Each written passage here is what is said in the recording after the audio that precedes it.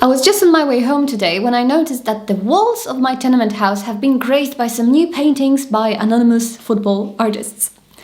That made me think about an article I read some time ago about the causes of vandalism.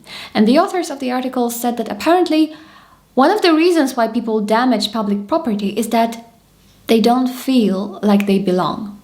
They don't feel like they are part of the community to which this property belongs, so as such they don't feel they have any responsibility for it. And that made me think about how we cause harm to ourselves and to other people and why. And obviously it would be simplistic to point out just one cause, but judging from my own experience, I did most damage when I myself felt helpless, when I felt powerless, when I didn't feel like I belong. Because when we act from the place of our insecurities, we are too concerned with our own safety, and we sometimes fail to notice the impact that our behavior has on other people. This Sunday we are meditating John 10 verses 11 to 18. I am the good shepherd. The good shepherd lays down his life for the sheep. The hired hand is not the shepherd and does not own the sheep. So when he sees the wolf coming, he abandons the sheep and runs away. Then the wolf attacks the flock and scatters it. The man runs away because he is a hired hand and cares nothing for the sheep. I am the good shepherd. I know my sheep and my sheep know me. Just as the Father knows me and I know the Father, and I lay down my life for the sheep. I have other sheep that are not of this sheep pen. I must bring them also. They too will listen to my voice, and there shall be one flock and one shepherd. The reason my Father loves me is that I lay down my life, only to take it up again. No one takes it from me, but I lay it down of my own accord. I have authority to lay it down and authority to take it up again. This command I received from my Father. Viktor Frankl, a great psychiatrist and therapist, said that where there is no idea of sacrifice, there is great propensity for destruction. And the less contact people have with their own self-worth, the less they are able to sacrifice. Because if you don't feel like you have something, if you don't feel like the owner of something, how can you give it up? If you don't see the worth in something, how can you offer it as a gift? And now to the subtleties of life. I'm sure you are pretty familiar with this rather new agey concept of you are the architect of your own life, you create your own reality, blah blah blah. It's a concept that rather overemphasizes our personal power, and it usually happens when one party goes to one extreme, the other one goes to the other extreme, so you get this polarization. So if you've read the Bible, you know that it says we don't live only for ourselves. But how this is interpreted and how this is put into practice, I think, is problematic.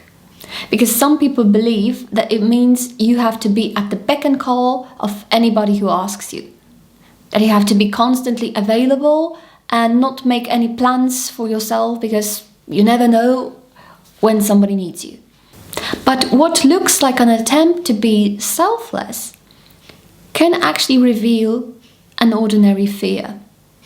A fear of taking responsibility for your own life, a refusal to believe that you are not a slave, that you really have been given life to live it, you've been given freedom to live it, and that you are a steward, an owner, a partner, a sheep.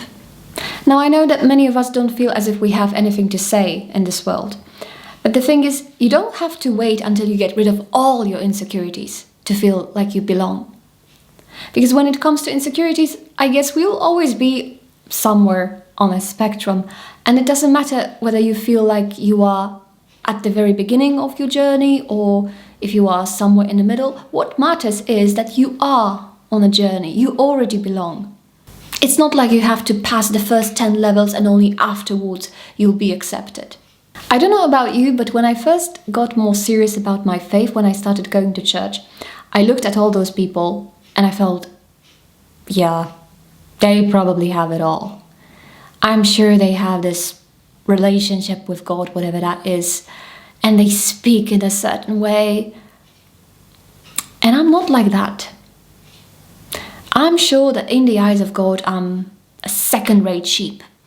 like something very close to a sheep, but not quite a sheep. Now, the danger of such mindset is that because I never felt like one of the sheep, I didn't behave like one of the sheep. I behaved like somebody who wants to be accepted into the club of sheep.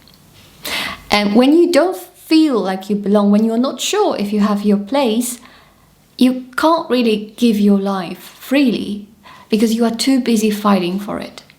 But the gospel says that somebody else is already fighting for you. And your task is to listen to that shepherd's voice inside, believe it when it tells you that you belong, and then respond. And then decide how you want to give your life. See you on the meditation this Sunday, 10 p.m. Central European Time. Bye.